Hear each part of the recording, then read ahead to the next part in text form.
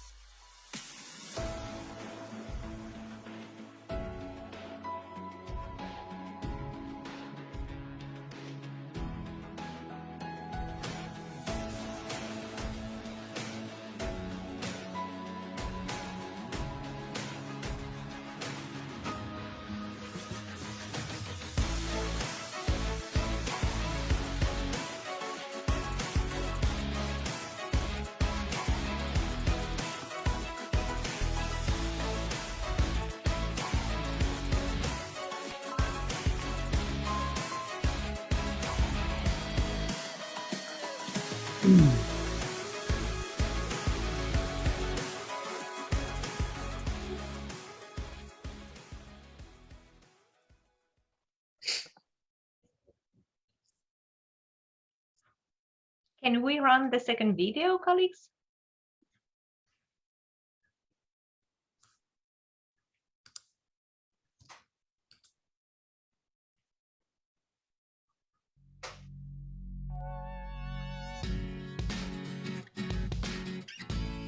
The world is digital and its population is aging. For the first time in human evolution, people aged over 60 have outnumbered children under 5 years old and are predicted to reach 2 billion by 2050. Older persons have always been an asset to their families, communities and societies. Nevertheless, they're being perceived as a vulnerable group, dependent on younger generations. The digital world can, no doubt, enable older persons to participate and contribute to society, turning this misconception of vulnerable into valuable. In an interconnected world, information and communication technologies, or ICTs, can empower and contribute to healthy, independent and fulfilled lives of present and future older adults. ICTs, if provided in accessible and user-friendly formats and platforms, can be valuable enablers for older adults, helping them to overcome more easily age-related limitations, including hearing, dexterity and visual impairment. For example, accessible smart televisions, allowing users with hearing aids to enjoy all types of entertainment content with their families. Use of virtual assistant technology to obtain all types of information and access online services. Use of zooming features to increase the font size to facilitate reading. The digital context reduces distances and avoids isolation and loneliness. It also facilitates active participation in all aspects of today's society. Therefore, by building accessible and inclusive digital environments, all users can adapt technology to their specific abilities and needs.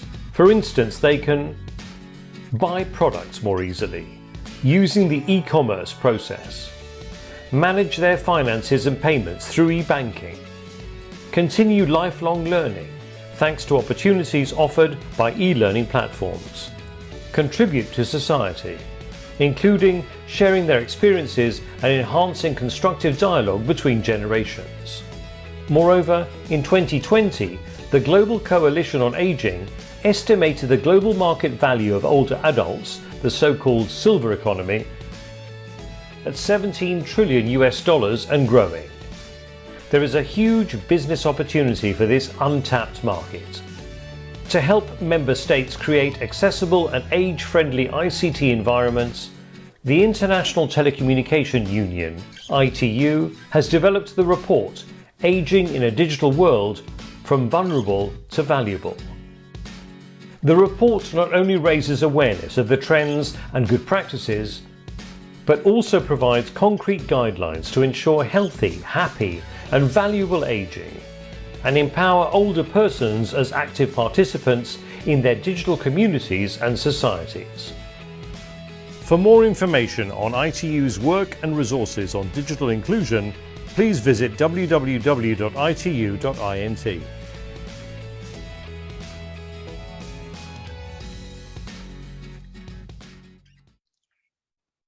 Thank you very much. Good morning, afternoon, and good evening to all distinguished speakers and participants. Thank you for joining us today at this WSIS Forum 2022 high-level dialogue on ICTs and digital technologies for healthy aging, moving together from why to what and how. My name is Roxana Vitmeri-Liescu. I'm Senior Coordinator for Digital Inclusion and Focal Point for ICT and Older Person topic at ITU. And I have the big honor to be your moderator and facilitator for today's dialogue. Today's high-level dialogue celebrates the conclusion of this year's WSIS Forum special track on ICT and Older Person held this week from the 2nd to 6th May. And this week's event attracted an unprecedented number of organizers, collaborators, and participants across a wide diversity of topics and sectors. The dialogue combined subjects such as technologies of health, social isolation and loneliness, the world of work, AI technologies, and digital collaboration for a healthy aging. These events also highlighted some key priorities for diverse stakeholders, which I would like to share with you, including for governments to prioritize a topic in their political agenda and develop policies, strategies, and tailored programs based on concrete data and research and jointly with end users.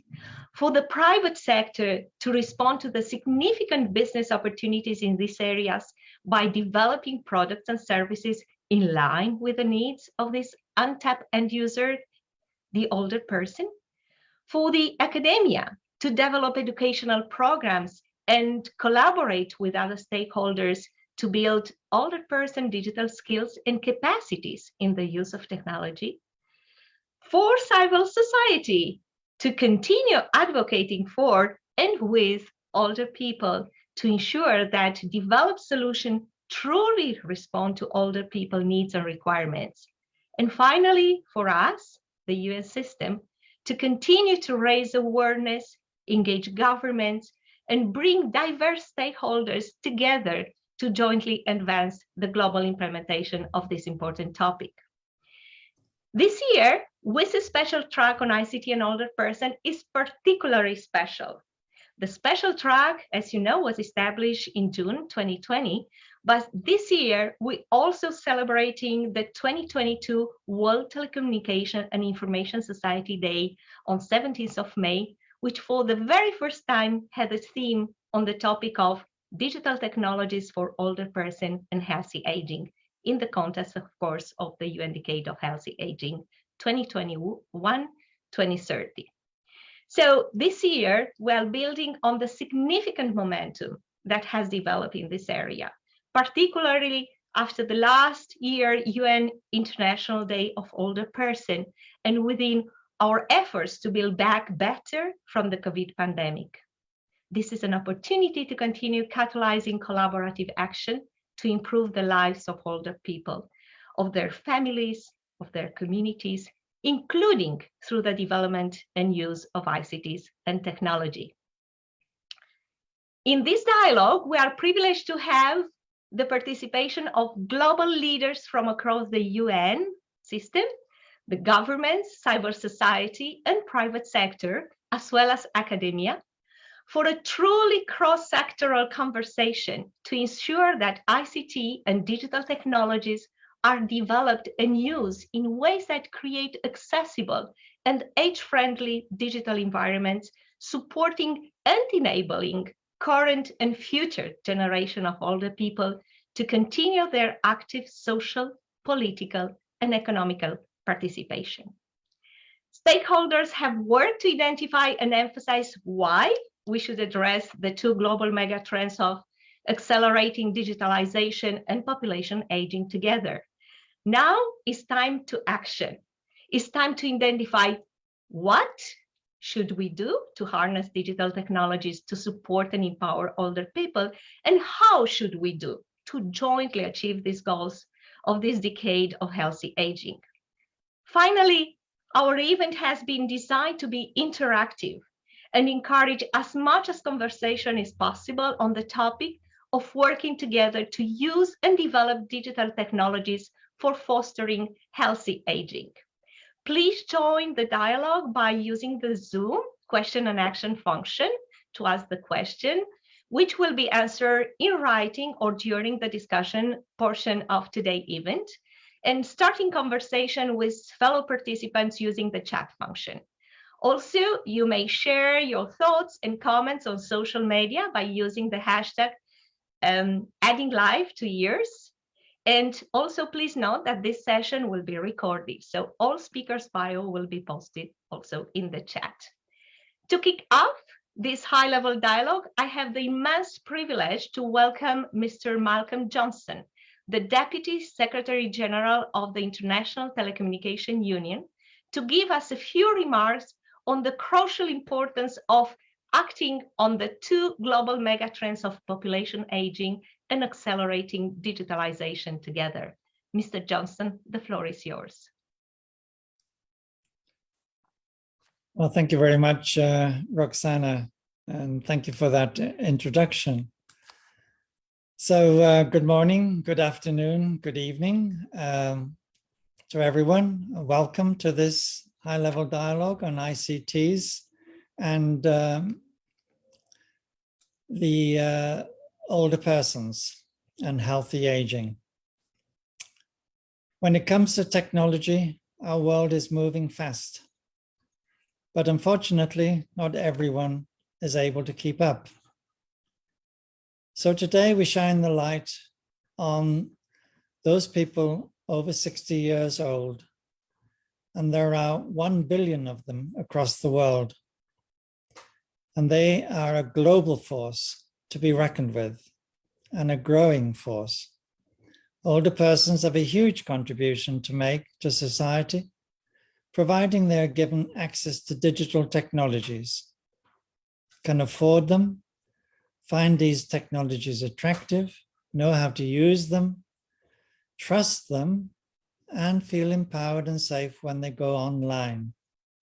And that is where ITU comes into play. As the UN Specialized Agency for ICTs, we are committed to ensuring that everyone, regardless of age, gender, or ability, can equally and equitably make use of digital technologies. That includes improving accessibility and ensuring universal design by developing standards. For example, like the recently approved standard for accessible telehealth systems and services, which ITU developed jointly with the WHO as a result of the increasing telehealth reliance during the COVID-19 pandemic. ITU's commitment to older persons also means developing a range of resources, such as toolkits, training courses, and reports. I encourage you to consult our latest Aging in a Digital World from Vulnerable to Valuable report, and to take free online self-paced training courses on ICTs for better aging and livelihood in the digital landscape. Older persons face a lot of challenges, from age-based discrimination in the workplace and elsewhere to financial inclusion. But we can only fight what we know. So I'm very pleased that this year's World Telecommunication and Information Society Day on the 17th of May is dedicated for the first time to digital technologies for older persons and healthy aging. And I hope you'll all be able to join the day's celebration to raise awareness of this issue and to build momentum behind initiatives promoting healthy aging in our increasingly digital world. This is an all year round effort to promote digital inclusion for all ages, and I encourage all WSIS stakeholders to get engaged at the national, regional, and international level. The WSIS Forum is all about collaborating. So this is the chance to make an important contribution towards the UN Decade of Healthy Aging. The WSIS Forum has organized an ICTs and older persons track since 2018.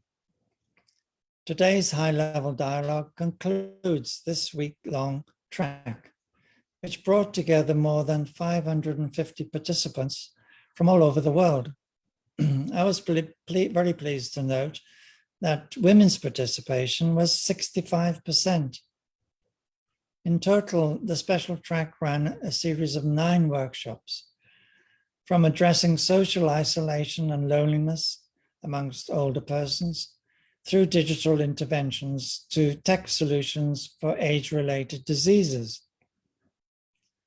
This year, we have also introduced the WSIS Forum Healthy Aging Innovation Prize, which recognizes how various products, services, and platforms can improve people's ability to function as they age.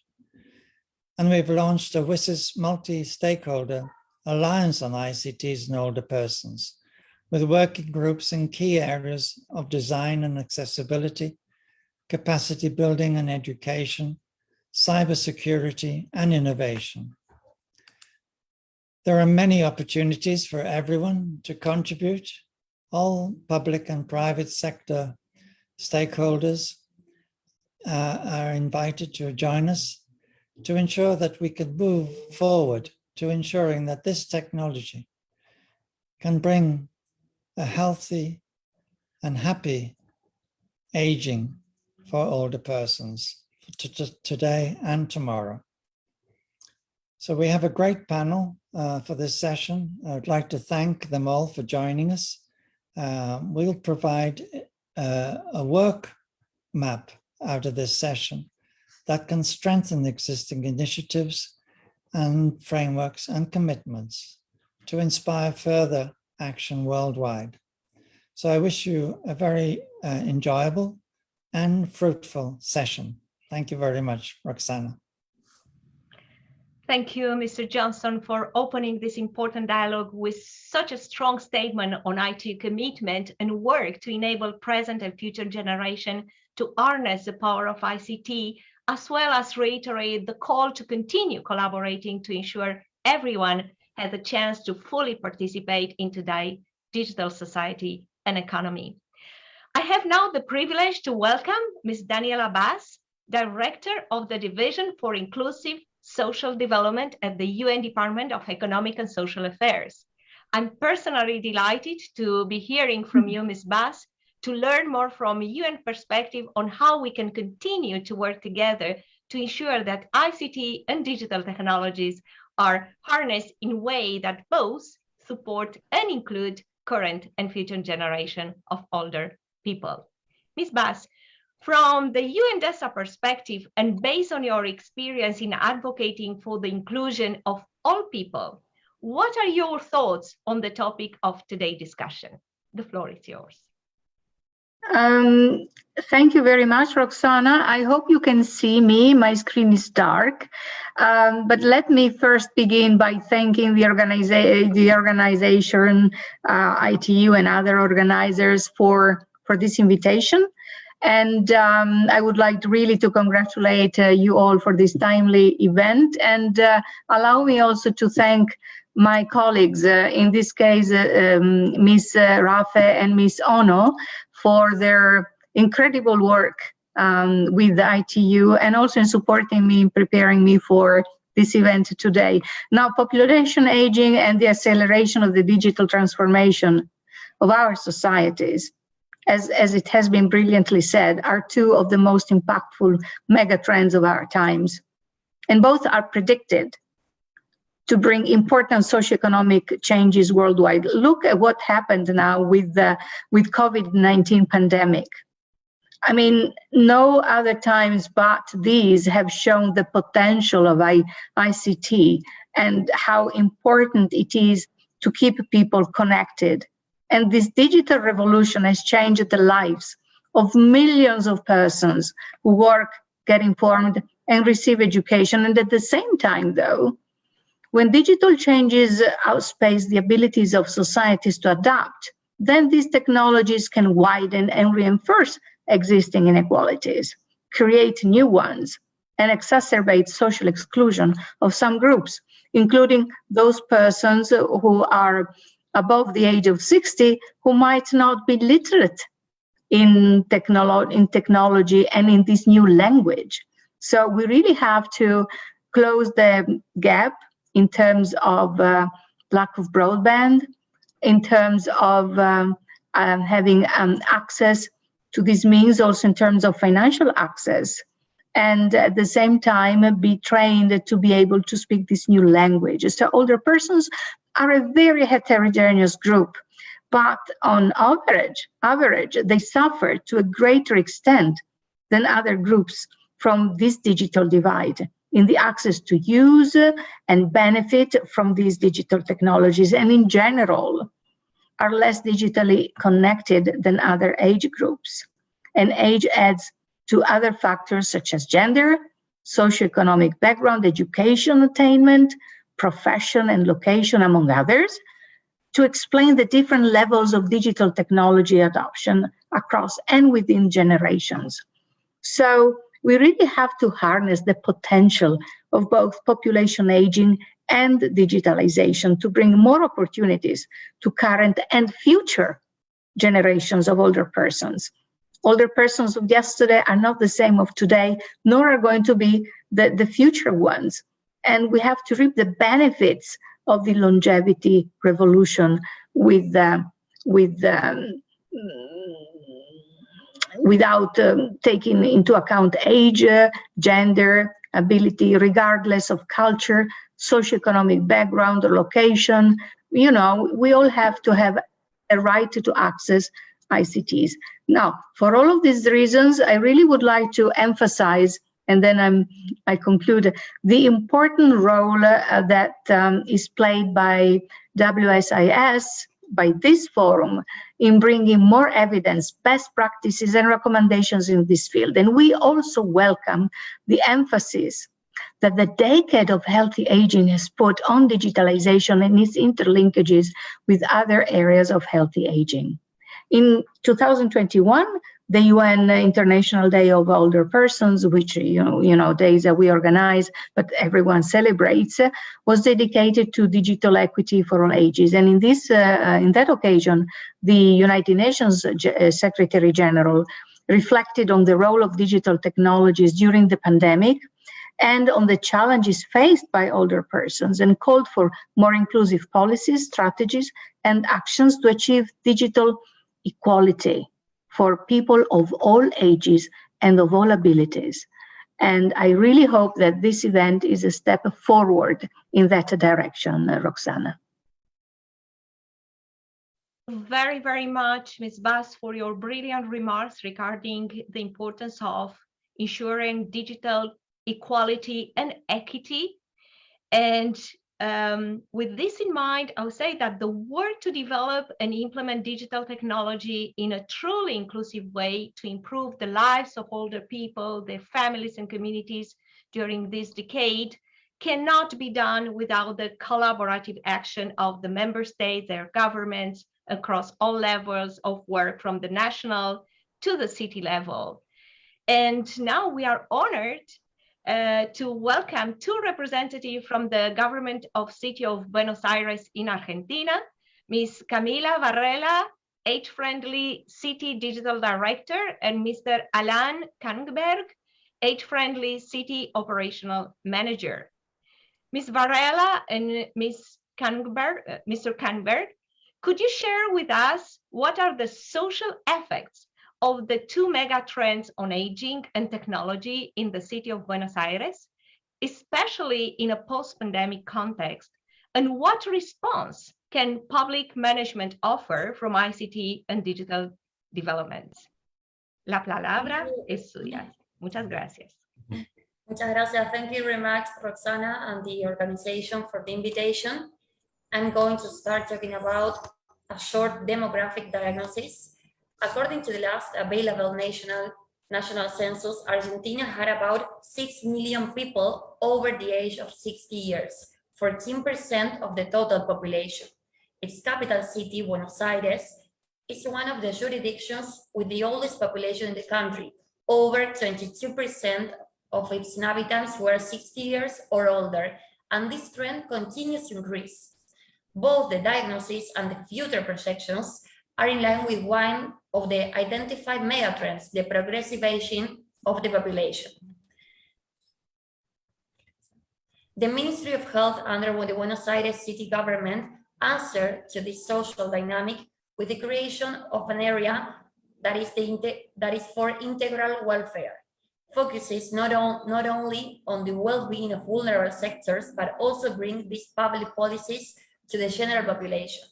Inside of this area is a specific one, which main objective is to design and implement policies for the general accessibility, socio-urban integration, and digital inclusion for the older persons. During the last quarter of 2021, following the guidelines of the Vancouver Protocol, we conducted a series of focus groups in each of the 15 communes that compose Buenos Aires City.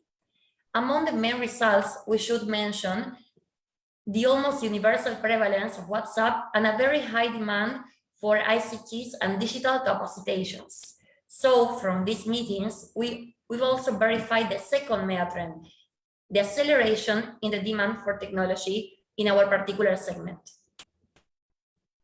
Now I'm going to introduce some of our projects that we work for in this area. One is digital inclusion workshops.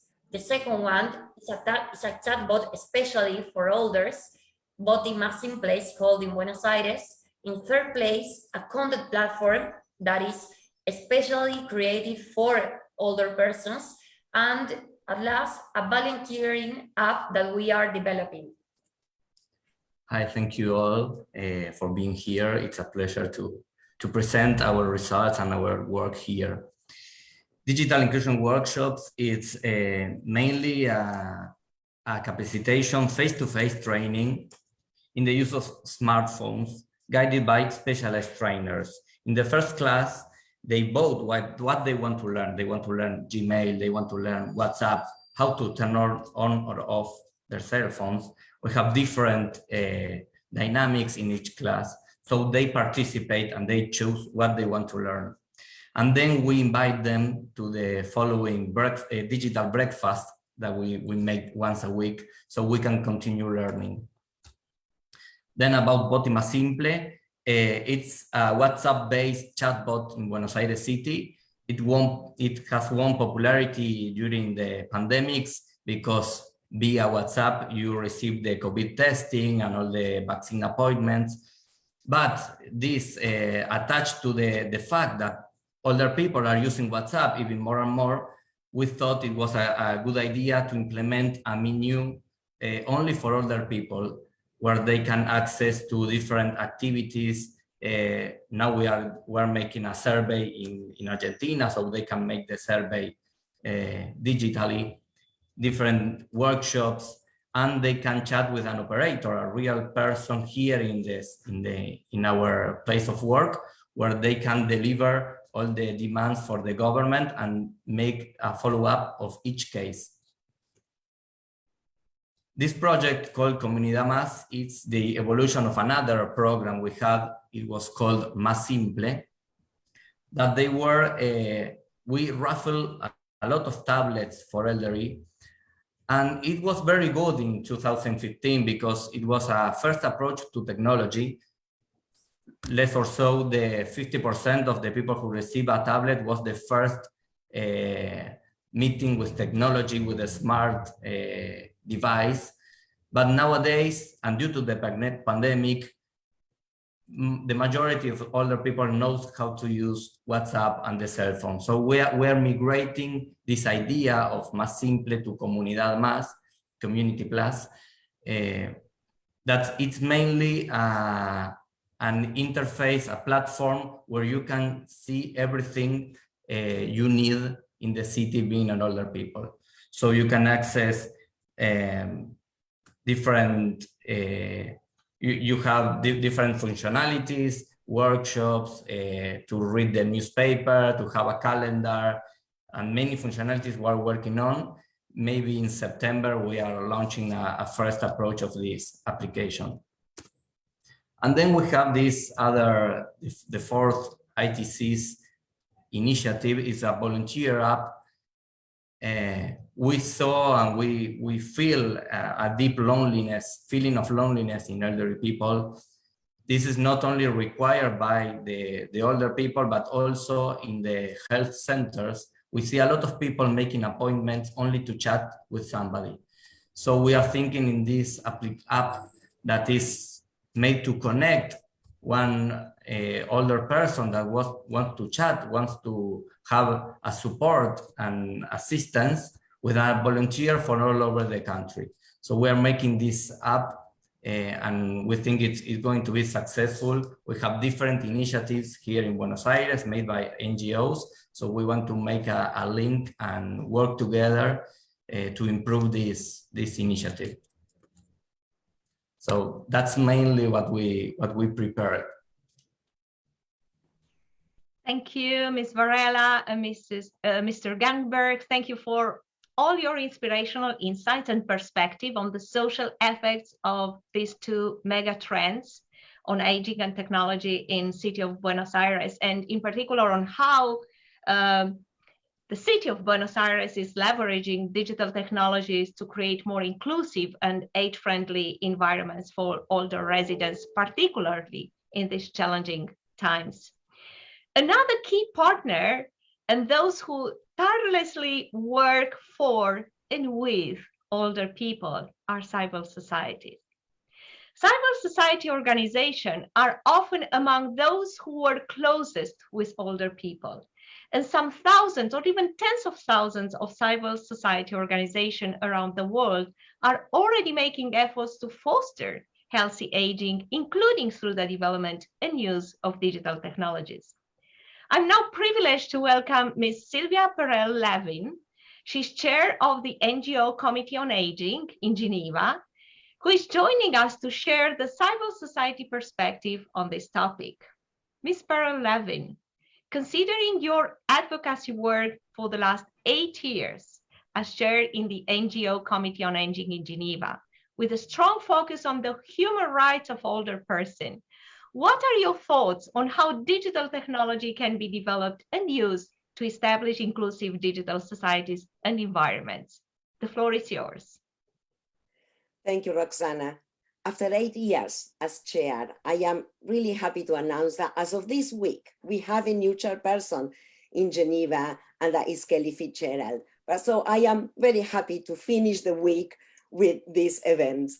And after so many years that we haven't interacted as well. We have heard this week so many examples of attempts to reach older persons and doing things for us. We don't want to simply adapt to technologies that somebody has decided what we need.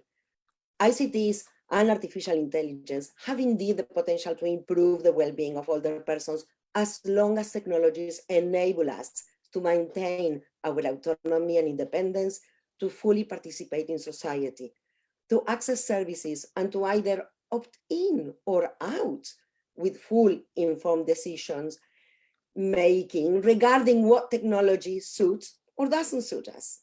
I endorse the calls to include older persons in the design, training, and use of new technologies. We are not just users. We are not just an untapped market. We are co-designers. We are co-producers, or we can be. The intergeneral relations is usually raised in this context. Yes, it is of course very important, but not if it implies that older persons can only be taught and supported by the young as if we knew nothing. People working in high tech, developers, programmers, also grow old and can be techier than many young people, even if they were born in the digital world. So I have in fact witnessed peer support, a lot of it. Older person teaching older persons and younger persons as well on how to use ICTs and other issues too. The organization eSeniors in Paris, for example, does just that. Older persons creating an organization to support older persons. Our member Alejandro took an online course to webmaster his organization Greycell's website. We can do it. I learned how to organize webinars and helped all the members of our community with the tools to connect and have meetings during lockdown. It is not difficult. Just need a bit of patience and understanding of what each person needs and wants. There is an increasing number of older women bloggers and podcasters, an enormous number of them, I would say. I have seen amazing online art exhibitions by older persons or gym classes by older trainers and trainees. Stop treating us like technological inepts. Just listen to us. I have seen organizations that create new and high-tech solutions in response to specific challenges of persons with disabilities of any age. Ticuno Lab Makers Network co-researches and co-creates and then make the innovation solution open source. That is social innovation. Living labs enable people to test products for long periods in their living environment for real life feedback. But we know that many older persons have either less or no access to ICTs, or may not have opportunities to develop the skills. ITU's commitments, working with UN agencies with a human rights-based approach, is critical for the decade of healthy aging to succeed. Technologies should be available, accessible, and acceptable without discrimination. Digital literacy goes also beyond just operating devices.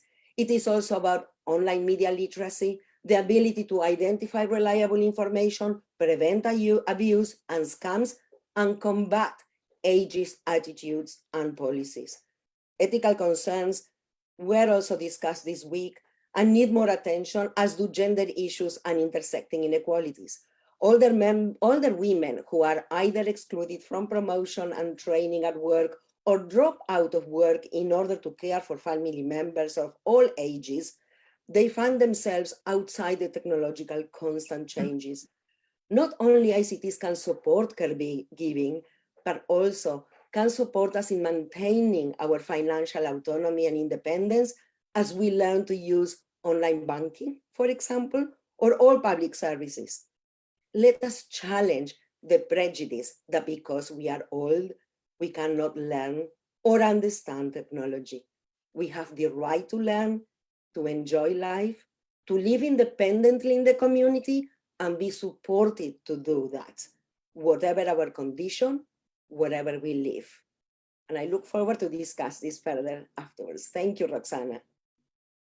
Thank you so much, Ms. Sparrow-Levin, for these powerful remarks and concrete example, and how much there is to learn from civil society in terms of how we can continue leveraging digital technologies in ways that include all the people as co-creators and co-designers. Now, when talking about digital technologies and ICTs, we can never forget to mention the private sector, which has been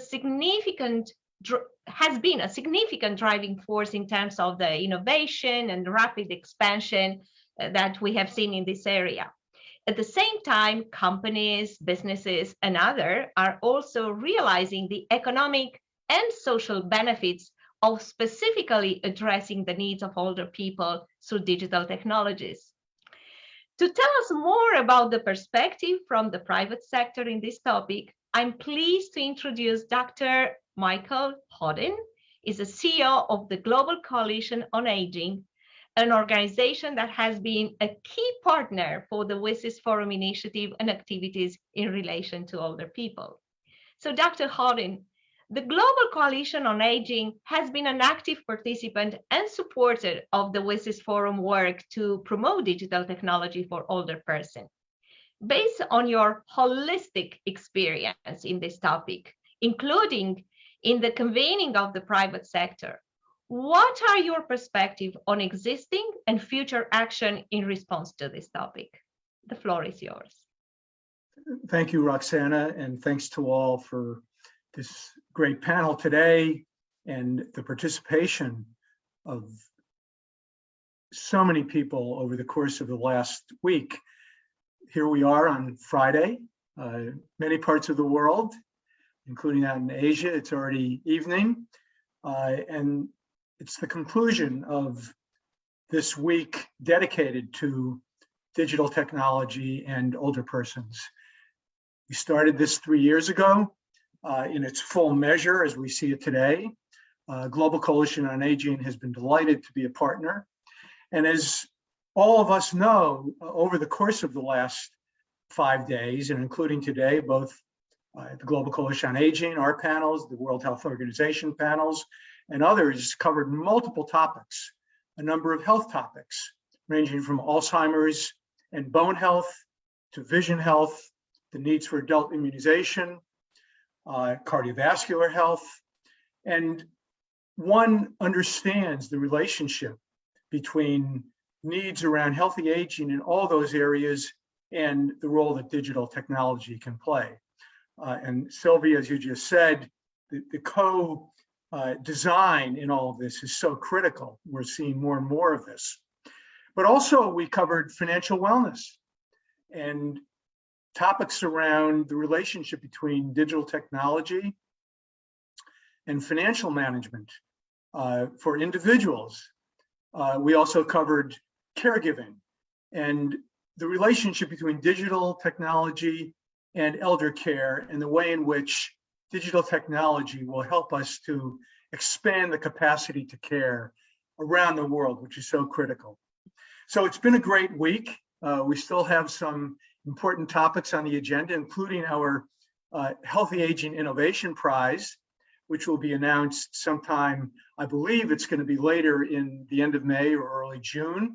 But we had 115 submissions from over 40 countries around the world.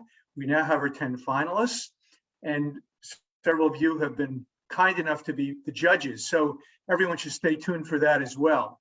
So Roxana, let me now take the specific points of today's topic, the why, the what, and the how to help answer your question. The why, it's this huge mega trend of aging, not only longevity, the billion, moving to 2 billion of us on the planet over 60, but the more old and young as every society modernizes. And interestingly, and in a way mysteriously, this mega trend, however huge it is under-recognized and in many ways underrepresented in many policy forums and with people themselves around the world. So the why is we have this huge global megatrend. When you add it to digital technology, we have a huge opportunity. The what has already been alluded to, and I will simply emphasize the decade of healthy aging started at the WHO, moved to the UN. Thank you, Daniela, and others, all of your colleagues. Amal is with us. The UN proclamation, but now also married with partners at ITU, at UNESCO, and others. And so the what is, we now have this framework to enable a healthier and more active aging. And how? Well, that comes to this particular role that perhaps Global Coalition has with bringing in different stakeholders. And business and the private sector is a stakeholder. So let me suggest 3 actions. Number 1, we invite everyone to continue to think of business as a stakeholder in this enterprise that we all have to achieve healthier and more active aging.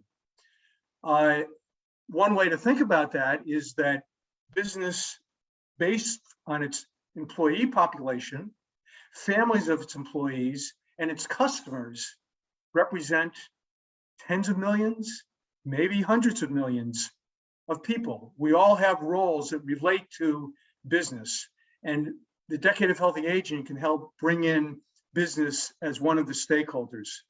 Secondly, and this has been alluded to, one of the core competencies that we see from the business community, and we see this from our Global Coalition on Aging members every day, is the role of innovation to achieve new products and services to help achieve a healthier aging.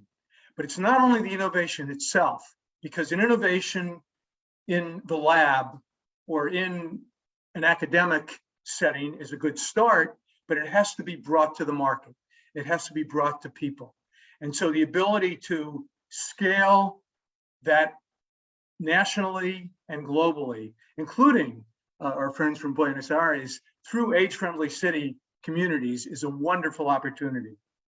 And then thirdly, to recognize that we can draw on all of the stakeholder communities together, where business, I can tell you, wants to play a role, not only in the context of direct interest around that $17+ trillion silver economy that was alluded to in the video, but also in terms of working with people on a regular basis. So we invite everyone to work with this private sector business role on healthy aging. We offer ourselves as a partner and a collaborator as an important stakeholder working with all of you to help frame a healthier and more active aging for everyone.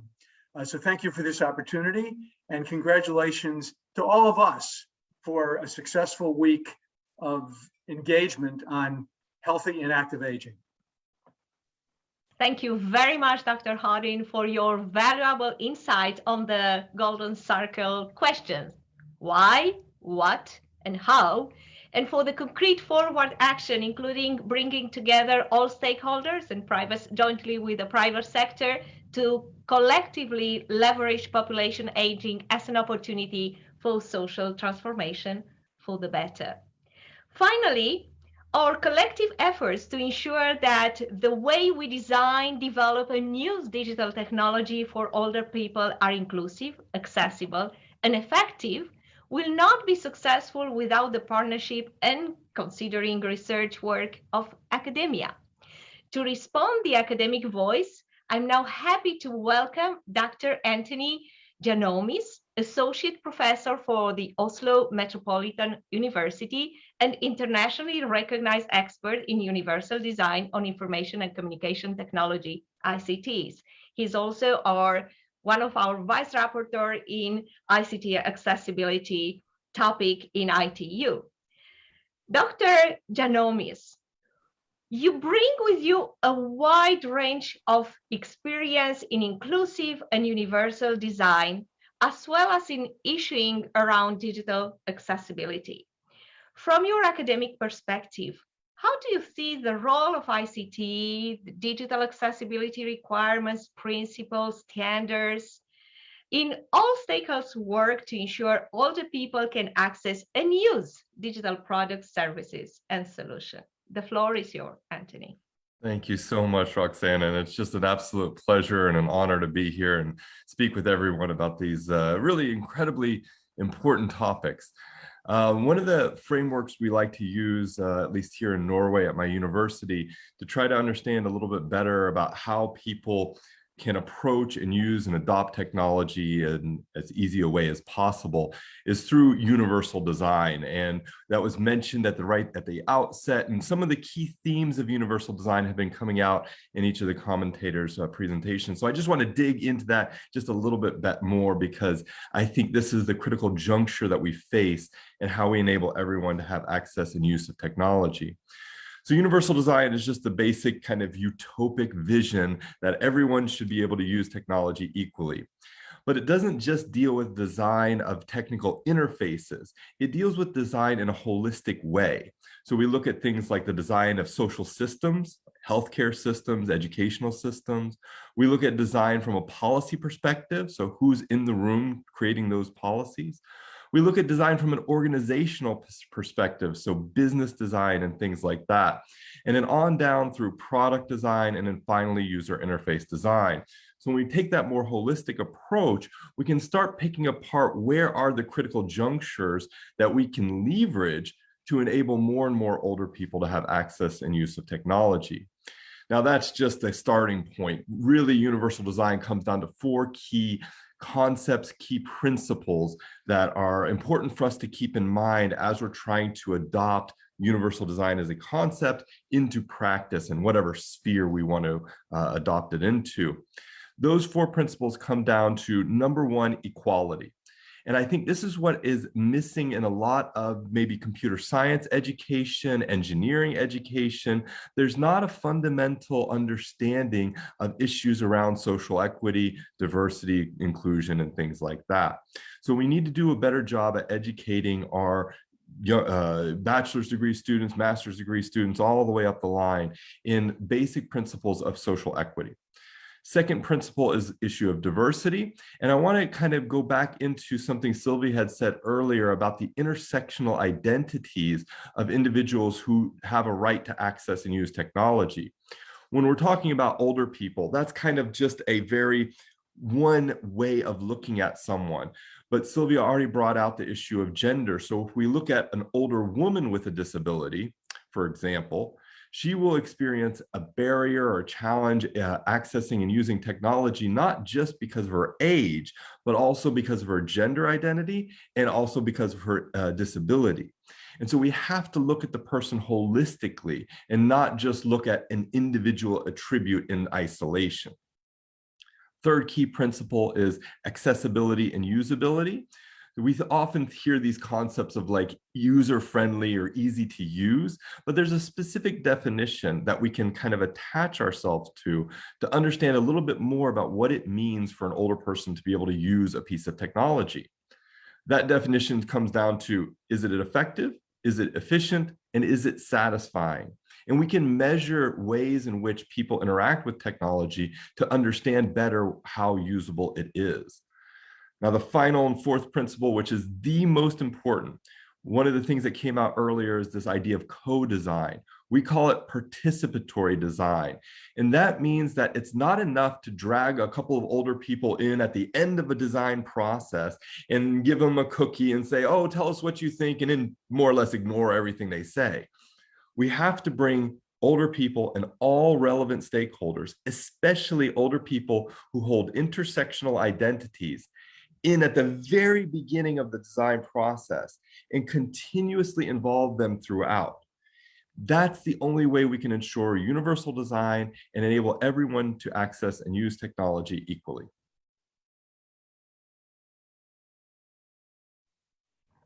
Well, thank you so much for all this, I would say, inspirational and very practical and concrete example on how and what to do to ensure that older people can access digital technologies. As you can see, I'm a very bad timekeeper, in particular when it comes to a subject that I'm very passionate about, and I couldn't stop any of this intervention. I would like to ask, if possible, my colleague from WHO, Kazuki Yamada, who kindly supported the organization and development of this session. I am very thankful for him. If we have a burning question from the audience. Kazuki? Yes, I actually have a question from Susan Sommers, who is talking about the government's role in promoting intergenerational solidarity, especially in addressing ageism, potentially when thinking about this topic, because ageism is so close to the issue of older people and ICTs. Maybe not just government's role in promoting intergenerational solidarity, but maybe all of the sectors who are represented here. What are their role in reducing prejudice, discrimination, stereotype in the way we adopt ICTs for and with older people? Do every one of our distinguished panelists may wish to complement, to respond to this particular question? Do you want to call somebody or can I come in? Oh, Daniela wants to. Please, feel free. Okay. Thank you. Thank you very much. I'm still seeing my screen all black, but I hope you're seeing me. I just wanted to say that one element that may help decision makers is the data. I believe that for policymakers to appreciate the relevance of the topic we have been discussing today, we know about it, but we have to demonstrate also with the data, disaggregated data. That's one suggestion. And the other one, we have something so important. It's an instrument that has been recognized by the members of the United Nations organization. And I'm making reference here to the Madrid International Plan of Action on Aging. So we have to ensure that the topic of digitalization is considered in the fourth review and appraisal of the plan, which has identified the digital technologies as an emerging issue. So that's another instrument, international one at this point, to together with data, can support maybe improving policies vis-a-vis the topic we have been discussing today. Thank you. Thank you very much, Ms. Bass, for this intervention. So I would like to take this opportunity to remind you that through this WSIS Forum 2022 special track on ICT and older person, even if it's now coming to a conclusion, the conversation on the topic is not ending here. So we'll have on 17th of May the celebration of the World Telecommunication and Information Society Day, and I invite you to attend, but also the ministerial dialogue on this topic that we will have on 30 May in the last week of WSIS. And we invite you, of course, everyone who are here today to also join this celebration. And before we formally conclude, I would like now to invite each of our panelists to give us some, let's say, parting words. What is in one word or one sentence that you would like us to take away from today's dialogue? And allow me, please, to begin with Mr. Malcolm Johnson. Malcolm, please, the floor is yours. Thank you, Roxana, and thank you all panelists for very, very interesting presentations and exchanges. So many interesting points have been made that we need to reflect on. But I think the point that I would like to emphasize is the need for inclusivity. There was talk about the importance of universal design, for example. So in ITU, I introduced a checklist on accessibility to be looked at the start of any new work on a standard. Also, we have to make sure that persons with disabilities participate in the development of these standards. So inclusivity is very, very important in all these discussions, whether it's technical, policy, regulatory. So this is why we're very, very keen to encourage more elderly persons to join the discussion. And it's been so nice to see so many, like myself, elderly persons joining the discussion this week. And this is what we need to further encourage. Thank you very much. Thank you, Mr. Johnson. Ms. Bass, one word or one sentence on the takeaway? Thank you very much, Roxana. Now, I am a woman. I'm going to be 61 in June, and I happen to have a disability. So allow me to use a motto that was created by persons with disabilities many years ago, and now it has been adopted by youth. And I think this applies also to older persons. Nothing about us without us. Thank you. Thank you very, very much. So now from Mr. Varela and Mr. Kangsterberg. Yes, thank you. We think improving well-being for older people through technology as a tool. We think technology is not an end, it's a tool, it's a mean, and the final goal needs to be inclusion and prevent loneliness. We think that behind technology needs to be real people and to promote real experiences, not only in the digital and technological world. Thank you very, very much. Ms. Perel Levin. Yes, well, I think that we all agree that ICTs are not a luxury, but a fundamental tool to enable the full enjoyment of our human rights. And a human rights-based approach is the only way to ensure that technology is a means for inclusion rather than a tool for further stigma and exclusion. And governments will go a long way by adopting a UN Convention on the Rights of Older Persons that will include specific recommendations and obligations regarding the access to new technologies by older persons. Thank you. Thank you very much. Mr. Harden.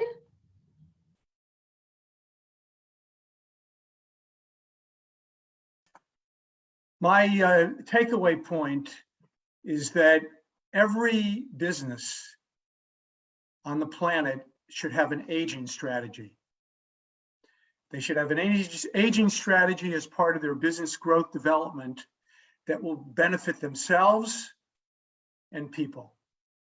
And secondly, as you develop that aging strategy, recognize that a relatively healthy, active and engaged 79-year-old might be a little different than a perhaps more unhealthy, challenged 62-year-old. So in this demographic of 1 billion going to 2 billion people, there's a lot of diversity. And that's why the points about co-design and co-production are so critical. Thank you very much. And finally, Anthony, please, the floor is yours. Sure. So one of the things that I get pushback a lot from businesses is that, oh, it's going to cost. It's going to cost this. It's going to cost that. And I tell them over and over and again, for universal design, the only price you pay is the cost to change your mind. And if anybody wants to know more about universal design, they can check out the website universal.design. There's a fundamentals of universal design course on there, and you can learn all about it. Thank you very, very much. So with inclusivity and accessibility as key words to continue our policies and strategies, with keeping in mind nothing about us without us, with ensuring that ICT are widely used to ensure inclusion to all. Also, that ICTs are a fundamental tool to ensure the human rights implementation. And of course, every business should have an aging strategy to benefit everyone. And of course, I also have here the universal design cost is to change our minds. So thank you very much to all of our extraordinary speakers, and of course to our audience who join us today and throughout the WSIS Forum 2022 special track on ICT and older person. We look forward to collaborative action during this UN Decade on Healthy Aging, including in our work to ensure that digital technologies are people-centered, enabling everyone, regardless of age, gender, or ability, to be empowered and contribute to creating a world where all people can live long, healthy, happier lives, and with meaning and dignity. Thank you very much and wish you all a great weekend. Thank you.